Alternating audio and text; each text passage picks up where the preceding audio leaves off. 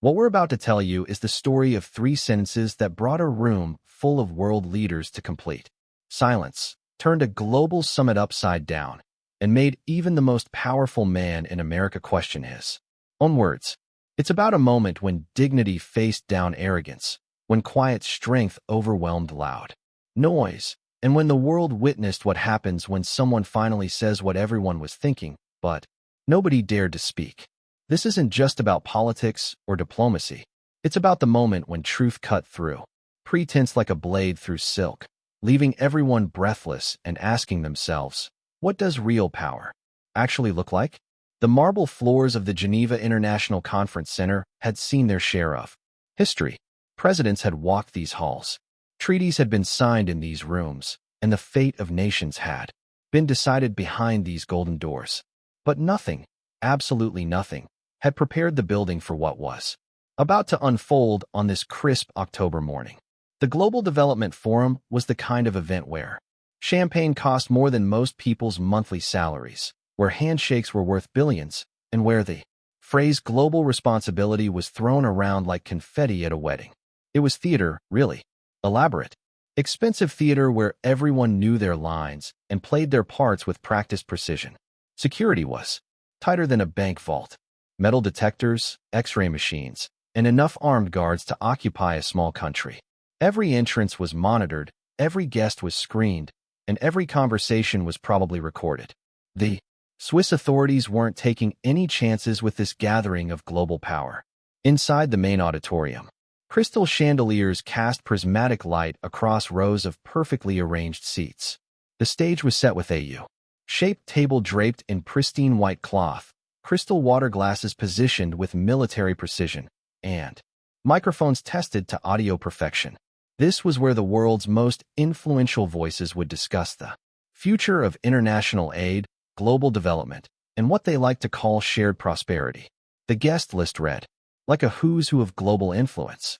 Finance ministers from G7 nations, development bank presidents, pharmaceutical company CEOs, and tech billionaires who'd made their fortunes while half the world still lacked internet access. They mingled in the lobby, exchanging business cards and pleasantries while photographers captured their every smile and handshake. But there were two men in that room who didn't quite fit the typical mold of Geneva diplomacy. The first was Ibrahim Traoré, president of Burkina Faso. At 35, he was young by presidential standards, but his eyes carried the weight of someone who'd seen his share of struggle. He didn't arrive with the usual presidential entourage. No fleet of black SUVs, no army of advisors whispering in his ear, no press secretary managing his image. He came quietly, almost invisibly, wearing his characteristic deep green military uniform instead of the expensive suits that filled the room. Traoré had risen to power through a coup that removed a government many saw as too cozy with foreign interests. His anti-colonial rhetoric and calls for African sovereignty had made him a hero to some and a threat to others. Western governments watched him nervously, unsure whether he was a reformer or a revolutionary. What they all agreed on was that he was unpredictable, and unpredictability made diplomats very, very nervous. The second man was Donald Trump, former and current president of the United States. He entered the building like he owned it, which, given America's influence in global institutions, wasn't entirely metaphorical. Red tie, perfectly styled hair, and that unmistakable swagger that had dominated American politics for nearly a decade. His entourage filled two elevators: Secret Service agents, policy advisors, media handlers, and the kind of people whose job it was to make sure their boss always looked like the most important person in any room. Trump's relationship with Africa had always been complicated. His previous comments about the continent had caused diplomatic headaches for years, and his approach to foreign aid was transactional at best. He saw international assistance as leverage, a tool to extract concessions and ensure compliance. To him, aid wasn't charity. It was investment with expected returns. The morning panels had gone according to script. Prepared remarks about sustainable development goals, carefully worded commitments to continued partnership, and the kind of diplomatic language that said everything and nothing simultaneously. The audience, a mix of government officials, NGO representatives, and journalists, nodded politely and took notes that would probably never be read again. But the main event was scheduled for 2 p.m. Global Responsibility and the Future of Aid. This was the panel everyone had come to see, featuring heads of state and development leaders discussing the next decade of international cooperation. The moderator, a veteran Swiss diplomat named Klaus Miller, had moderated similar discussions. For 20 years, he thought he'd seen everything.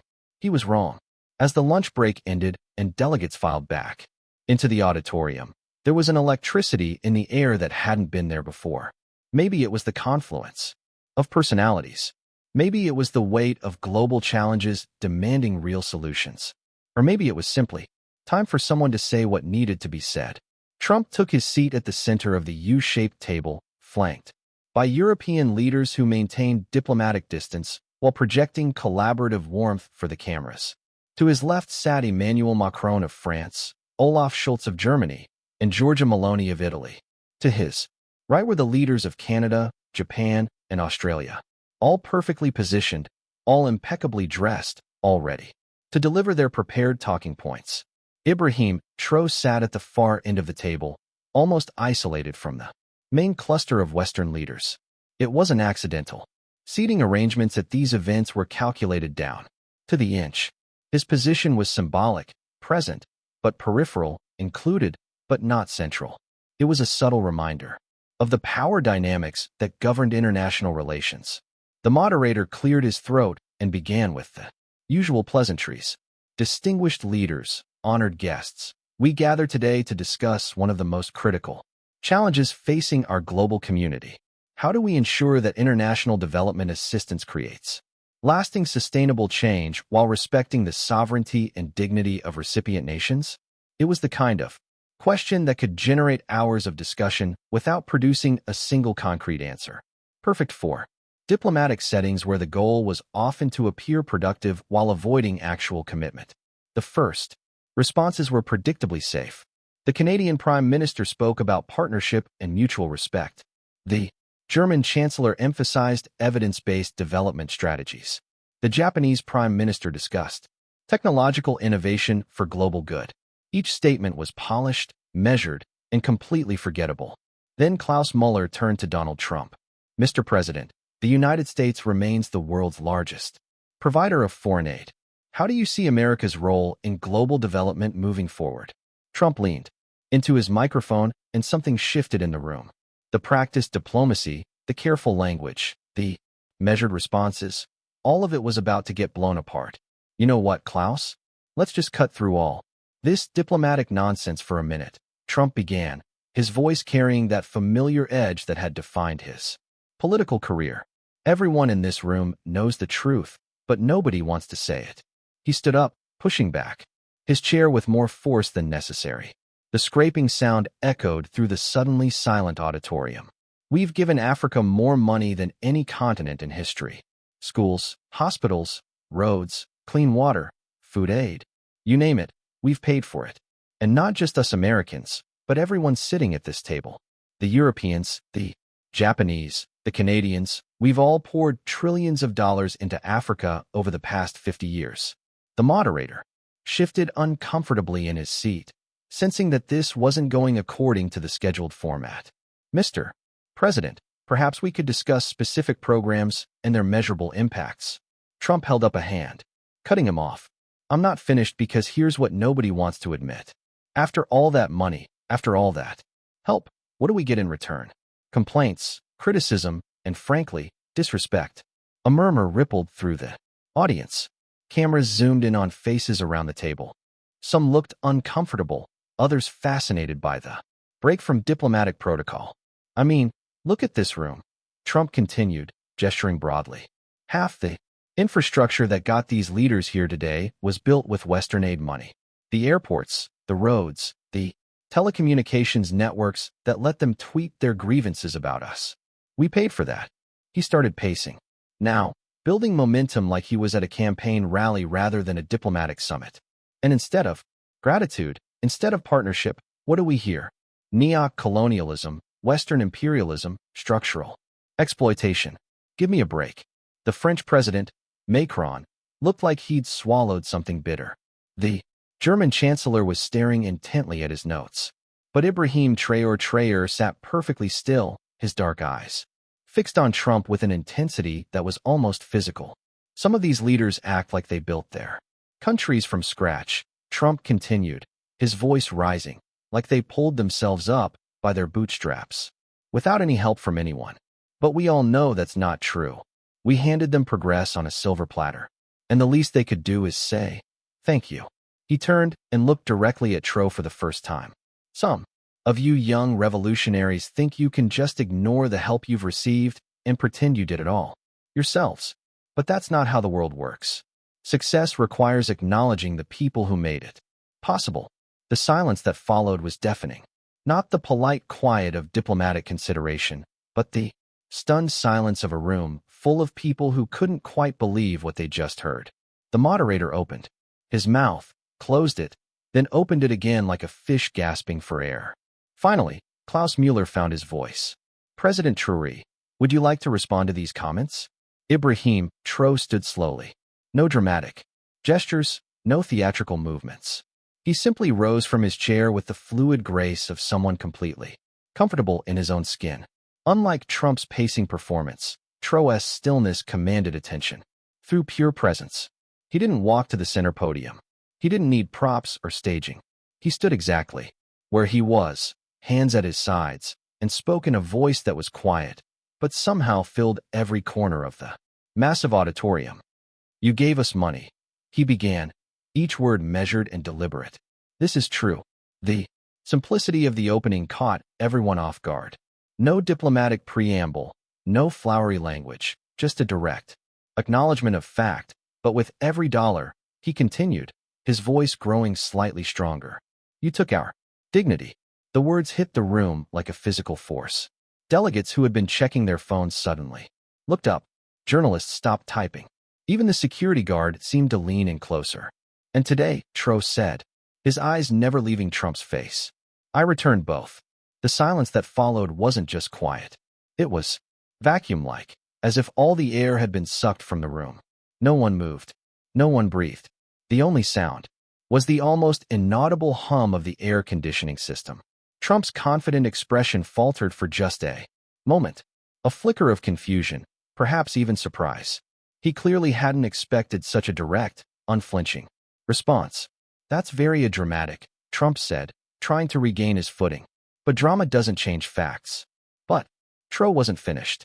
He stepped closer to his microphone, his voice now carrying to every corner of the room.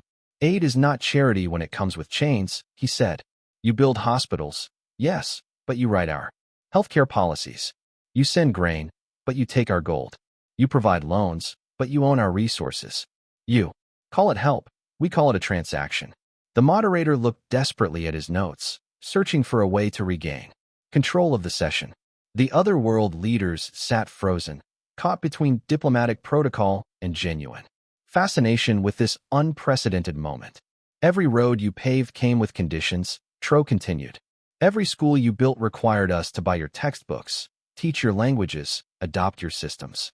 Every hospital you funded had to purchase your medicines, train with your methods, follow your protocols. This is not generosity. This is business. Now he did move, taking 3 deliberate steps toward the center of the U-shaped table.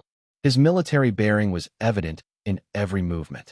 Controlled, purposeful, commanding. You speak of gratitude as if we should thank the hand that feeds us while it pickpockets our children. You demand appreciation for help that always costs more than it gives. You want applause for assistance that makes us more dependent, not more free. Trump leaned toward his microphone, his face reening slightly. That's completely unfair. We've saved millions of lives through our aid programs. We've prevented famines, stopped epidemics, built infrastructure that Traoré raised one hand, not aggressively, not dismissively, but with such quiet authority that Trump's words simply stopped mid-sentence. The gesture was almost gentle, like a teacher calming an excited student, but its effect was absolute. I do not deny that lives were saved, Traoré said. I do not dismiss the roads or the hospitals or the schools, but I will not pretend that salvation came without a price or that the price was fair. He paused, letting his words settle. When he continued, his voice carried a weight that made everyone in the room lean forward slightly. Real power does not need to announce itself. It does not need to demand gratitude or list its achievements. Real power creates, empowers, and then steps back to let others flourish. What you describe is not power. It is neediness dressed in authority. The observation was surgical in its precision. Around the table, other world leaders found themselves examining their own consciences, wondering if they too had confused control with leadership, management with empowerment. You mock us for needing help, then design systems that ensure we always need more help. You criticize our dependence, then structure aid in ways that deepen that dependence. You complain about ingratitude while building relationships that make genuine gratitude impossible. Trump was visibly struggling now, his usual confidence replaced by the discomfort of someone used to being intellectually outmaneuvered in public. Look, I never said. But Traoré continued, his rhythm now hypnotic, each phrase building on the last like waves approaching shore. The hand that gives can be generous or it can be possessive. It can open doors or it can create locks. It can plant seeds or it can pull roots. You have chosen possession over generosity, locks over doors, root pulling over seed planting. The metaphors were simple enough for everyone to understand, but sophisticated enough to carry layers of meaning. This wasn't just political rhetoric. It was poetry with purpose. And now you stand before the world frustrated that your possessiveness hasn't generated love, that your locks haven't created security, that your root pulling hasn't produced gratitude. You blame us for not appreciating a gift that was never freely given. The attack was devastating precisely because it wasn't angry. Traoré's tone remained measured, almost gentle. He wasn't shouting or gesturing wildly.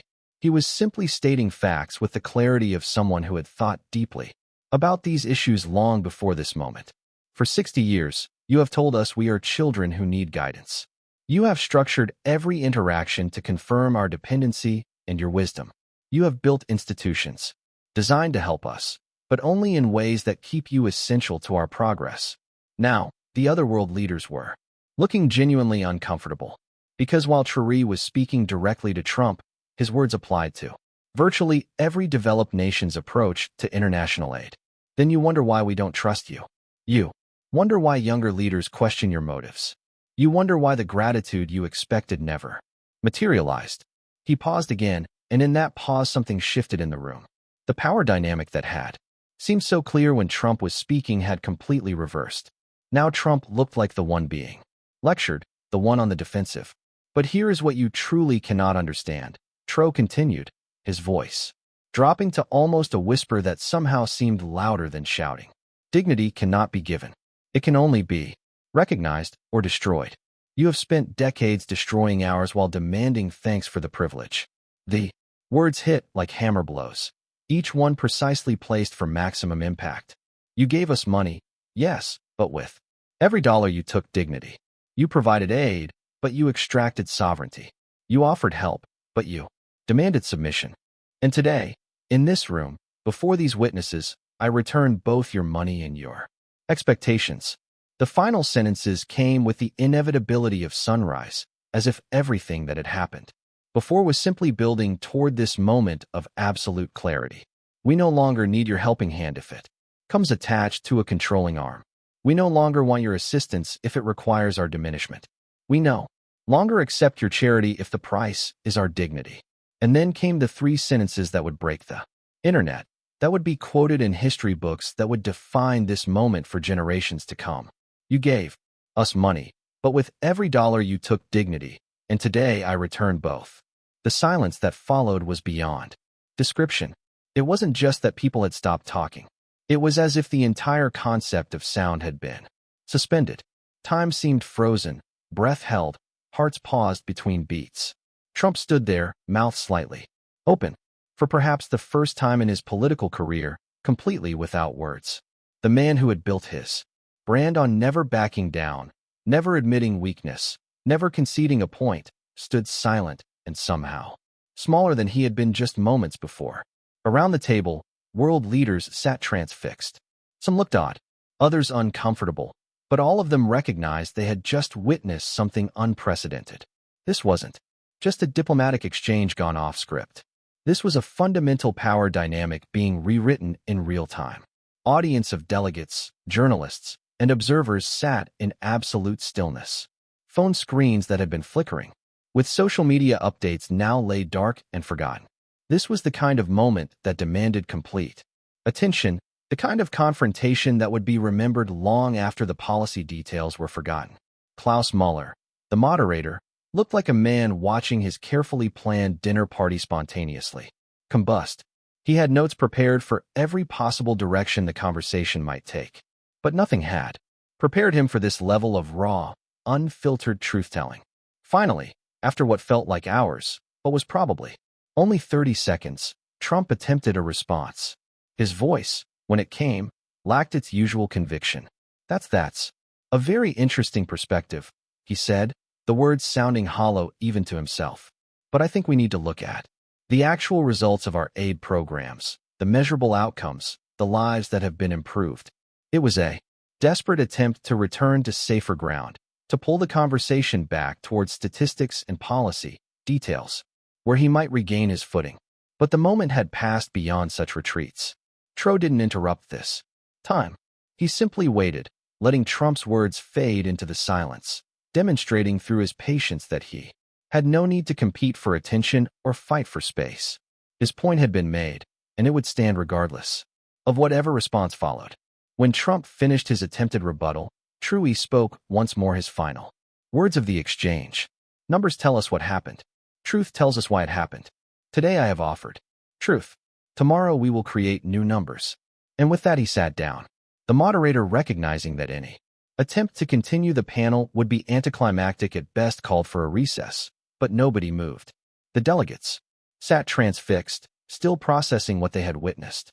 Journalists frantically tried to capture quotes and reactions while camera operators zoomed in on faces around the room, documenting expressions of shock, admiration, discomfort, and awe. Within minutes, phone screens began lighting up across the auditorium. Social media notifications pinged incessantly as videos of the exchange began circulating. The hashtag in return, both, started trending before the moderator had even officially ended the session. Trump's staff huddled anxiously, whispering urgent conversations about damage control and response strategies. But what could they say? How do you spin a moment of such crystalline clarity, such perfect articulation of uncomfortable truths? Meanwhile, Traoré sat calmly at his seat, neither gloating over his triumph nor appearing anxious about the consequences. He looked like a man who had simply done what needed to be done, said what needed to be said, and was now ready to move on to whatever came next. As delegates began filing out of the auditorium, many stopped to shake Traoré's hand or offer quiet words of support. Others approached more tentatively, as if unsure whether association with him might carry political risks. Back home, a young journalist from the BBC managed to catch Traoré as he exited the building. "Mr. President," she called out, jogging, to keep up with his measured pace. "That was an incredible confrontation in there. Are you concerned about diplomatic repercussions? Do you worry that such direct criticism might harm Burkina Faso's relationships with Western donors?" Traoré paused, turning to face her with the same calm intensity he had displayed throughout the panel. "Fear of consequences is what kept us silent for 60 years, he said simply. But silence in the face of injustice is not diplomacy. It is complicity. The world is changing. Young people everywhere are tired of polite lies and comfortable compromises. They want truth even when truth is uncomfortable. But what about aid programs that might be cut in response to your comments?" The journalist pressed. "Don't you worry about the impact on your people?" For the first time since the confrontation, Traoré smiled, not smugly, but with genuine warmth. "My people have survived colonialism, structural adjustment programs, debt, crises, and decades of condescending assistance. We will survive the transition to dignity as well. In fact, we will thrive." The journalist scribbled notes frantically, recognizing that every word from this man would be analyzed and quoted for months to come. "Do you have a message for other African leaders watching this?" she asked. "The same message I have for leaders everywhere." Traoré replied, "Speak truth. Serve your people. Remember that respect cannot be demanded. It must be earned through actions, not words. And with that, he walked away, leaving the journalist and a growing crowd of onlookers standing on the steps of the Geneva International Conference Center, trying to process what they had just witnessed. Within hours, the confrontation had exploded across every social media platform. The video clip was shared millions of times, dubbed and subtitled in dozens of languages. News networks around the world led their evening broadcasts with the story. Editorial writers struggled to capture the significance of the moment, while political analysts debated its long-term implications. In Washington, Trump's advisors worked frantically to craft a response that could somehow salvage the situation. But how do you respond to such precise, devastating criticism without seeming defensive or vindictive? In Africa, the reaction was immediate and overwhelming. From Lagos to Cairo, from Johannesburg to Nairobi, people watched the video with a mixture of pride, amazement, and hope. Here finally was a leader who had said what they had been thinking for decades, but had never heard articulated so powerfully on such a stage. University students organized viewing parties. Social media influencers created reaction videos. Artists began creating murals and digital artwork inspired by the moment. The phrase, "I return both," became a rallying cry for dignity movements across the continent and beyond. But perhaps the most telling reaction came from other world leaders. In private conversations over the following days, many admitted that Traoré's words had forced them to confront uncomfortable truths about their own approaches to international relations. Some began quietly reassessing aid programs and diplomatic strategies, recognizing that the old models might no longer be sustainable in a world where young leaders were increasingly unwilling to accept disrespect disguised as assistance. The confrontation in Geneva had lasted less than 15 minutes, but its impact would be felt for years to come.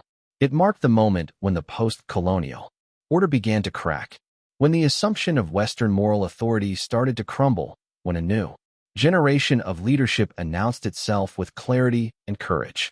Ibrahim Traoré had come to Geneva as the president of a small landlocked African country. He left as the voice of a movement, the embodiment of a new kind of leadership that refused to trade dignity for assistance, respect for resources, or truth for comfort. The world would never quite be the same, and perhaps that was exactly what it needed. But the story doesn't end there. In fact, what happened next would prove that words, when spoken with absolute conviction, can indeed reshape reality. 3 days after Geneva, something unprecedented began to unfold. It started quietly, almost invisibly, in the corridors of power, where real decisions are made, far from cameras and microphones. In Berlin, Chancellor Scholz called an emergency meeting with his development ministers. The topic wasn't officially recorded, but sources close to the discussion later revealed that the German leader had been deeply affected by Traoré's words. "We need to examine whether our aid programs actually empower recipients or just make them more dependent on us," he was quoted as saying. Within a week, Germany announced a comprehensive review of its African development initiatives with a focus on what they called dignity-centered partnership. Similar conversations were happening in capitals across Europe and North America.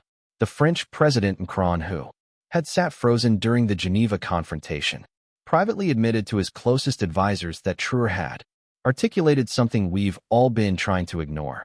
France began quietly restructuring its relationships with former African colonies, though they were careful not to frame it as a direct response to the Geneva incident. Even in Washington, where Trump's team was still scrambling to manage the fallout, career diplomats and development specialists began having frank conversations about whether America's approach to foreign aid was achieving its stated goals or simply perpetuating the problems it claimed to solve. But the real revolution was happening in Africa itself. In Accra, Ghana's president, Nana Akufo-Addo, watched the Geneva video 3 times before calling his cabinet into emergency session. "This young man has said what we've all been thinking for decades," he told his ministers. "The question is, what are we going to do about it?" Within days, Ghana announced its intention to renegotiate several aid agreements, particularly those that came with policy requirements that undermine national sovereignty. The Ghanaian finance minister was quoted as saying, "Aid should strengthen our capacity to govern ourselves, not weaken it." Similar movements began emerging across the continent. In Kenya, university students organized massive rallies supporting what they called the dignity doctrine.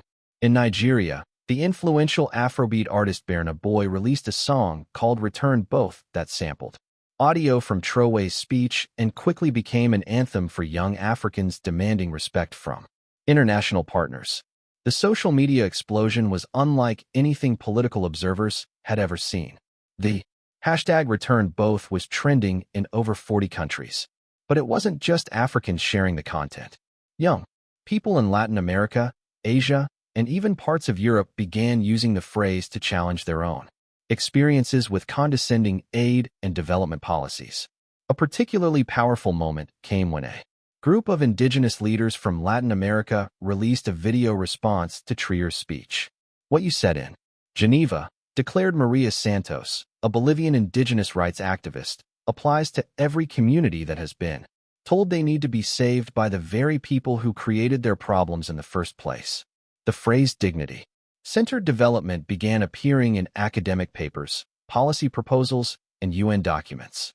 International development organizations found themselves scrambling to revise mission statements and program designs to address what was being called the Geneva Challenge. Meanwhile, in Ouagadougou, Ibrahim Traoré was experiencing a different kind of pressure. His phone rang constantly with interview requests from major international media outlets: CNN, BBC, Al Jazeera, France 24. Everyone wanted to capture more of the magic that had electrified Geneva, but Traoré remained selective, agreeing only to interviews where he could discuss substantive policy alternatives rather than just replay the confrontation. In one particularly revealing interview with BBC's Zab Badawi, he explained his philosophy. The goal was never to embarrass anyone or to reject all forms of international cooperation. The goal was to establish that cooperation must be between equals, not between benefactor and beneficiary. When you treat someone as perpetually needy, you rob them of the agency to become truly independent. But not everyone was celebrating. Western think tanks and policy institutes began publishing papers questioning whether Traoré's approach was realistic or sustainable. The Heritage Foundation released a report titled The Dangers of Aid Nationalism, while the Council on Foreign Relations warned of rising anti-Western sentiment disguised as sovereignty movements. Corporate interests were particularly nervous. Mining companies, agricultural conglomerates, and pharmaceutical giants that had structured their African operations around aid-dependent relationships began seeing their business models challenged. Stock prices for several major corporations with significant African exposure dropped noticeably in the weeks following Geneva. The most dramatic corporate response came from Total Energies, the French oil giant that had extensive operations in West Africa. CEO Patrick Puin held an emergency board meeting to discuss what he called the Traoré effect on their regional operations. Internal documents later leaked to the press revealed that the company was considering withdrawing from several African countries where they feared the new dignity politics might threaten their preferential agreements. This corporate anxiety wasn't unfounded. In Chad, President Mohamed Deby announced his government would be reviewing all extractive industry contracts to ensure they provided fair value for our resources and respect for our sovereignty. Similar announcements came from leaders in Gabon, Equatorial Guinea, and the Democratic Republic of Congo. The economic implications were staggering. Bloomberg estimated that if even half of sub-Saharan Africa implemented the kind of sovereignty-first policies Traoré advocated, it could redirect hundreds of billions of dollars in resource revenues away from multinational corporations and toward national development programs. But perhaps the most telling response came from China, which had been quietly watching the entire drama unfold. Unlike Western powers, which had reacted defensively to Traoré's critique, Beijing saw an opportunity. Chinese officials began reaching out to African leaders, offering what they called true partnership based on mutual respect and shared prosperity. The Chinese approach was sophisticated. Rather than criticizing Western aid models directly, they simply offered alternatives. We don't ask you to change your political systems. Chinese Commerce Minister Wang Wento told a gathering of African sea trade ministers. We don't require you to adopt our values. We simply want to do business as equals. This put Western governments in an impossible position. The more they criticized Traoré's unrealistic demands for dignity and respect, the more they reinforced his argument that they saw African leaders as children incapable of making their own decisions. The more they insisted their aid came with no strings attached, the more obvious it became that those strings had always existed. Trump, meanwhile, was struggling with a crisis of political identity. His brand had always been built on projecting strength, on never backing down, on always having the last word. But Geneva had left him speechless, and the longer he remained silent, the more his silence was interpreted as concession. His advisors were split. Some urged him to double down, to attack Traoré more aggressively and defend American aid programs more forcefully. Others argued that any response would just give more attention to the incident and make Trump appear defensive. The decision was made for him when Fox News host Tucker Carlson aired a segment titled The Ingratitude of Ibrahim Traoré. The segment was meant to defend Trump and attack the Burkina Faso president, but it backfired spectacularly. Carlson's condescending tone and cherry-picked statistics about American aid to Africa only reinforced Traoré's original argument about Western paternalism. The backlash was swift and brutal. African-American leaders who had remained quiet during the original Geneva confrontation now spoke out forcefully. When you dismiss an African leader's legitimate concerns about dignity and respect, said civil rights activist Reverend Al Sharpton, you're not just attacking him. You're attacking the fundamental principle that all human beings deserve to be treated as equals. The Congressional Black Caucus issued a statement supporting President Traoré's call for dignity-centered international relations. Several African-American celebrities, including Oprah Winfrey and Michael Jordan, used their platforms to amplify Traoré's message. Even more damaging for Trump was the reaction from younger Republican politicians who saw an opportunity to distance themselves from what they viewed as outdated approaches to international relations. Senator Tim Scott of South Carolina, often mentioned as a potential presidential candidate, gave a speech at Georgetown University calling for a new model of American leadership that empowers rather than patronizes our international partners. The My Geneva moment had created a political realignment that nobody had anticipated. Traditional left-right divisions seemed less relevant when the core issue was whether international relationships should be based on mutual respect or hierarchical dominance. This became even clearer when unexpected voices began supporting Traoré's position. Libertarian politicians who normally opposed foreign aid entirely found themselves praising his call for dignity and self-reliance. Progressive activists who typically supported increased development assistance began questioning whether such aid actually empowered recipients or just perpetuated dependency. The intellectual impact was equally profound. Universities began offering new courses on post-colonial development theory and dignity-centered international relations. Academic conferences that had previously focused on aid effectiveness began exploring questions of recipient agency and self-determination. A particularly influential paper published in Foreign Affairs by Harvard's Kennedy School argued that Traoré had identified a fundamental flaw in post-World War II international development thinking. We have operated under the assumption that good intentions justify paternalistic methods, wrote Dr. Sarah Chun, the paper's lead author. But as President Traoré demonstrated, the recipients of our help have their own perspectives on what constitutes genuine assistance versus subtle control. The business world was adapting too, but not always in ways Western corporations appreciated.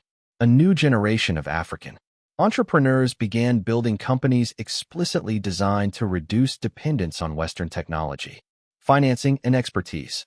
The African Solutions for African Problems movement gained momentum with successful startups in fintech, agriculture, and renewable energy, proving that the continent could indeed innovate and scale without perpetual external guidance. One particularly successful example was a Kenyan agricultural technology company that developed drought-resistant seeds specifically adapted to East African conditions. Instead of relying on Western research institutions and seed companies, they built partnerships with local universities and traditional farming communities.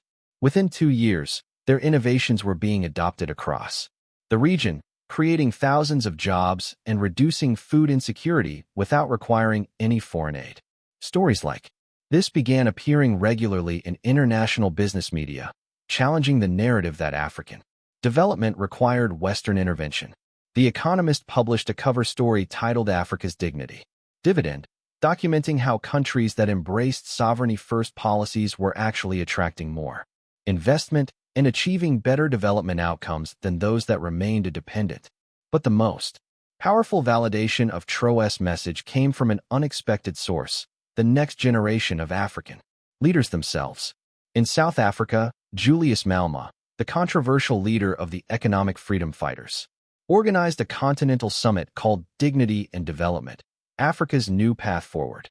Despite Malema's often divisive rhetoric, the summit attracted moderate leaders from across Africa who were serious about implementing sovereignty-based development strategies.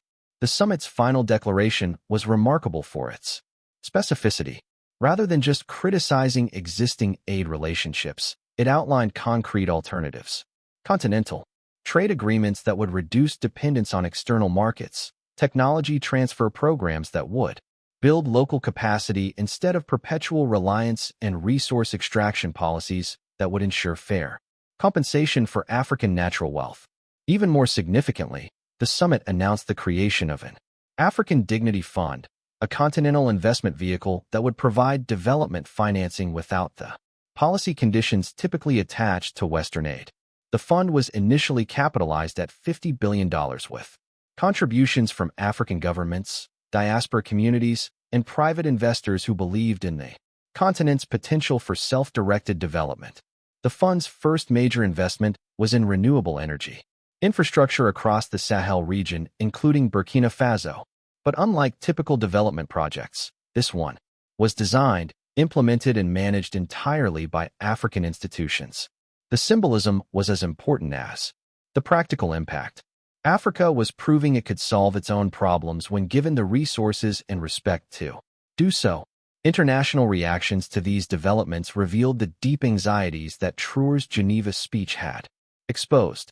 Western media coverage was often dismissive, questioning whether African institutions had the capacity to manage such large-scale projects effectively. But these critiques only reinforced the original point about paternalistic attitudes. More thoughtful Western observers recognized that something fundamental was shifting. What we're witnessing, wrote Thomas Friedman in the New York Times, is not anti-Western sentiment, but pro-African confidence. There's a difference, and our ability to understand that difference will determine whether we remain relevant partners or become irrelevant observers.